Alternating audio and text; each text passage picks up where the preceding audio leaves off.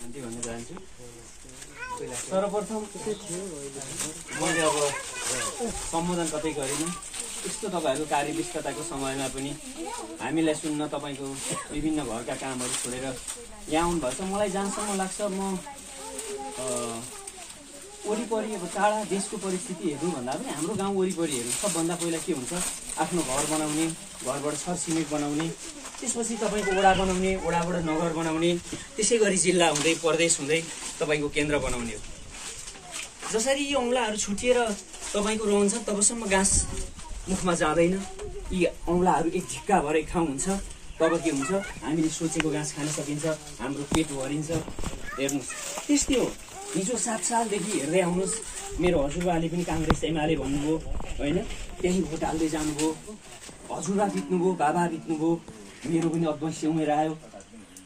16-18 वर्ष यही देशको सेवा गरेर आएँ।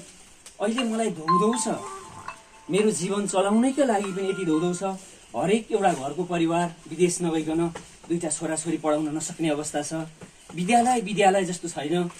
मैले धेरैपल्ट यो नगरमा कुरा उठाएको छु, धेरै उठाएँ। म त्यस्तो जान्ने होइन। दिनको तपाईँको 100 मैले 2060 सालमा नेपाली सेनामा प्रवेश गरेको केटा हुँ म। त्यतिखेर मैले नेपाली सेनामा जागिर गर्दै गर्दा महिनाको 3000 मात्रै तलब थियो। दिनको 100ले पनि मेरो घर परिवार चलेको थियो। त्यति धेरै महँगाई थिएन। मेरो 2 जना भाइ बहिनी हुनुहुन्थ्यो। मेरो मम्मी बाबा मेरो एकदम सानैमा बित्नु भएको। भनेको घरको जिम्मेवारी म जेठो छोरा भएको कारणले घरको जिम्मेवारी त्यो 100ले पनि मेरो घर परिवार चलेको थियो। आज तपाईँको घर परिवारमा 50,000 तपाईँको छोराले कमाउँदै गर्दा पनि तपाईँको घर परिवार चल्न धौधौ छ, गाह्रो छ। हो, निर्विकल्प रूपमा सूर्य सरले अघि भन्नुभयो, यो भन्दा पद्धति राम्रो पद्धति कहाँ हुन्छ होला संसारमा। हामी जस्तै गाउँमा जन्मेको मान्छे, भोजपुरमा जन्मेकी विद्या भण्डारी होइन, महिला राष्ट्रपति बन्न पाउने, हेर्नु रामवरण तराईमा जन्मेका राष्ट्रपति हुन पाउने, यो भन्दा राम्रो पद्धति कहाँ हुन्छ। तर के छ, सबै भ्रष्टाचारमा छ। तपाईँ हाम्रै जीवन, आमालाई पनि यो बुढो कपाल फुल्छ जस्तो लाग्थ्यो होला आमा, अहिले नढाँटी भन्नु है आमा, फुल्छ जस्तो लागेकै थिएन मलाई, पेन्सन कहिले पाक्छ जस्तो लाग्थ्यो, पाक्दो रहेछ। बिस्तारै यी मेरा कपालहरू पनि फुल्न थाले आमा। तर वास्तविक मेरो शरीरले दिने मलाई छोड्दै म कोसी जानुपर्छ। परम सत्य त्यही हो। अहिले दिन छ, भरे रात हुन्छ। रात हुन्छ अवश्य, हामीले रोक्न सकिँदैन। तर यी भ्रष्टाचारीहरूलाई रोक्न कतिखेर सकिन्छ। अब आउँदो 84 सालमा एक मत, तपाईँको एक विचार, ल जे परोस्। मैले पुस्तौँदेखि मेरा हजुरबाउले गरे, बाउले गरे, त्यो गलत गरे र मेरा नातिहरूले दुःख पाए। अब म गल्ती गर्दिनँ। एक पटक तपाईँ त्यही पार्टीमा रहनुहोस्, त्यही तब्कामा रहनुहोस्, काङ्ग्रेसमै रहनुहोस्, एमालेमै रहनुहोस्, एक पटक तपाईँको छाप परिवर्तन गर्नुहोस् र इमान्दार मान्छे पर्यो भने। अघि सरले भन्नुभयो 9 अर्ब घाटा गएको विद्युत प्राधिकरणलाई 2 कार्यकालमा 35 अर्ब जति नाफा बनाउने कुलमान घिसिङलाई हटाइयो। हेर्नुहोस्, विद्यालयमा साधारण मैले 2-4 केसहरू हेरेको छु। 500 रुपियाँ सरस्वती पूजा फी लिन्छन्। त्यो कुरो मैले नगर पिता भनौँ न, जुनसुकै पार्टीको भए पनि घरको अभिभावक जस्तो हो नि त। हाम्रो नगरको अभिभावक हो त मेयर साहब होइन, उपमेयर हुन्। उनीहरूलाई कुराको छैन कि, वडा अध्यक्षहरूलाई कुरा पुगेको छैन कि एउटा विद्यालयमा साधारण बच्चा-बच्ची पढ्ने होइन, गरिबको छोराछोरी पढ्ने होइन। त्यहाँ तपाईँको जाँच फी 500 लिएको छ, तपाईँको सरस्वती पूजाको 300 उठाएको छ। आवाज उठाउँदा कहीँ हुँदैन। त्यहाँ बोलाउँदा न प्रहरी प्रशासन आउँछ। हेर्नु है, जस्तै अप्ठ्यारो पर्यो भने एउटा बच्चालाई भोक लाग्यो भने के भन्छ, आमालाई भन्छ होइन, आमा मलाई भोक लाग्यो। तर आमाले नै उनलाई खाना दिएनन् भने त्यो बच्चा कहाँ जाने हो। हामीलाई अप्ठ्यारो पर्यो भने हामी कहाँ जाने होइन, टोल सुधारको अध्यक्षमा जाने, त्यसको सिलसिलाबाट जाँदा वडा अध्यक्षलाई भन्ने, तपाईँको नगरपालिकामा जाने, प्रहरी प्रशासनलाई भन्ने।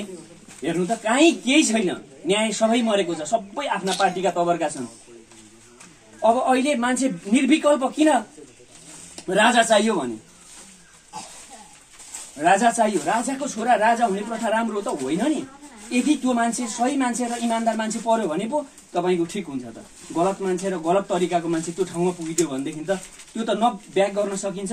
अहिले मानौँ न, अघिल्लो पल्ट हामीले चुनावमा दिएकालाई रिटर्न गर्न सक्छौँ त 84 सालसम्म सक्दैनौँ। त्यो हामीले गरेको भुल हो नि त। अब फेरि 84मा फेरि भुल गऱ्यौँ भने फेरि 5 वर्षसम्म उनीहरूलाई हामी हटाउन सक्दैनौँ। फेरि पनि तपाईँहरूलाई त्यसो भन्दै आउँछन्। त्यतिखेर कोदोको बाला टिप्दै गरेको देखेको छु हाम्रो डाक्टर साहबले नि। म त्यत्रो ठुलो मान्छे त होइन, गाउँ टिप्दै यता हुँदै वरिपरि नै हेर्नुहोस् न, काम केही छैन, काम केही छैन। मेरा हजुरबाउ पनि जागिरे, बाउ जागिरे, म जागिरे हो। मलाई दिनभरि श्रम गर्नुपर्छ हेर्नु, हातमुख जोड्नको लागि दिनभरि कुदेका छन्। तपाईँ हेर्नु होला, नेता भनेका छन्, न घरमा काम सघाएका छन्, स्वास्नी रिसाउँदै हिँडेका छन्, उनैका भटभटे 6-6 महिना फेर्दै हिँडेका छन् हो। यही कुरालाई रोक्न ढुङ्गा हान्नु पर्दैन हेर्नु, आन्दोलन गर्नु पर्दैन। त्यो आन्दोलनमा मर्ने को? म पनि नेपाली सेनामा जागिर खाएको हुँ। हिजो माओवादीले जनविद्रोह गर्दा मर्ने त्यही थियो। भाग्य चानसले हामी बाँच्यौँ, हामीसँग लडाइँ गर्ने धेरै साथीहरू मरे। ती मर्दा पनि त गरिबै मर्दो रहेछ नि। प्रचण्डका छोरा बाबुरामका भनौँ, त्यहाँ जनार्दनका कसैका मरे त मरेनन् नि। ठुला ठुला नेताका छोरा कोही मरेन, मर्दा को मरे? हामी जस्तै गरिब सिपाहीमा जागिर खाने पनि हामी जस्तै गरिबका थिए, उतापट्टि मर्ने लडाकु पनि नेपाली नै थिए। अब यी नेपालीहरूलाई लड्न लडाउन यी बन्द गर्नको लागि हामीले अब आउँदो 84मा हेर्नुहोस्, हरेकले हामीले मन्दिरको घन्टी बजाउँछौँ। तपाईँको मनको घन्टी बज्ने, त्यो छर छिमेकीलाई भन्ने, अर्कोलाई भन्ने, यसरी नै गरियो भने एकदम सम्भव छ। असम्भव भन्ने कुरा केही नै छैन।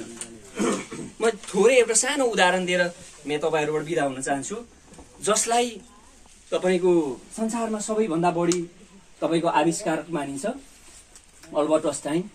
उनी 2 कक्षामा पढ्दै गर्दाखेरि तेरो छोरा चिठी लेखेर पठाइदिन्छ सरले, यो चिठी लगेर तिम्रो मम्मीलाई दिनु, यो मम्मीलाई दिनु, र मम्मीले त्यो चिठी खोलेर पढ्न थाल्नुहुन्छ। मम्मीका आँखाबाट, बलिन्द्र आँखाबाट आँसुका धाराहरू झर्छन्।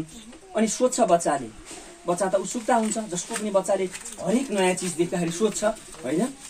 अनि के भयो भन्दाखेरि, बाबु तिमी धेरै जान्ने भयो अरे, तिमी धेरै ज्ञानी भएकोले तिमीलाई विद्यालय जानु परेन, पर्दैन रे, तिमीले घरै नपढ्दा हुन्छ, तिमीलाई विद्यालयको आवश्यक पर्दैन भनेर मम्मीले दिएको त्यो सूचना बिस्तारै त्यो बच्चा आमासँगै पढ्छ, लाइब्रेरीमा जान्छ, धेरै पुस्तकहरू अध्ययन गर्छ। गर्दा गर्दै 10 वर्ष 15 वर्ष पछाडि वैज्ञानिक बनेर अमेरिकामा चिनिसकेको हुन्छ। पछाडि समय कालखण्ड सबै मरिन्छ। उनकी आमा मर्दाखेरि बासामा त्यो चिठी भेट्छन् त्यो बच्चाले, उनी वैज्ञानिक बनिसकेका थिए। त्यो चिठीमा लेखिएको के रहेछ भन्दा, तेरो बच्चा मन्द बुद्धिको छ, तेरो बच्चा मन्द बुद्धिको छ, तेरो बच्चा पढ्न काम छैन, विद्यालय नपठा भने विद्यालय रेस्ट्रिकेट गरेको पत्र रहेछ।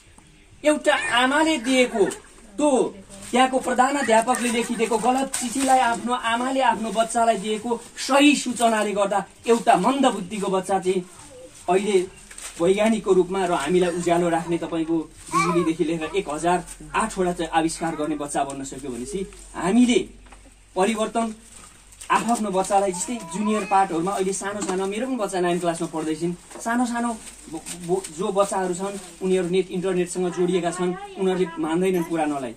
परिवर्तन चाहने के हुन्छ भने, जस्तै मैले भन्न खोजेको गलत कुरालाई पनि सही ढङ्गले भनिदियो भने के हुँदो रहेछ, त्यो सही नै हुँदो रहेछ नि त।